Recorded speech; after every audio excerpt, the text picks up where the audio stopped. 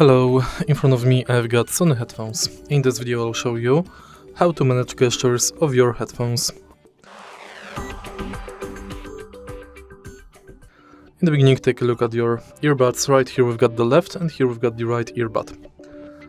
Firstly, take a look at the left earbud gestures. Make sure that your earbuds are connected with your smartphone, and now tap once on the left earbud to switch the noise cancelling function and ambient sound mode. Tap twice to enable quick access function. Tap 3 times to enable second quick access function. Tap 4 times to decrease volume. Tap and hold to activate quick attention mode. On the right earbud, tap once to play or pause music. Tap twice to skip to the beginning of the next track. Tap 3 times to skip to beginning of the previous track.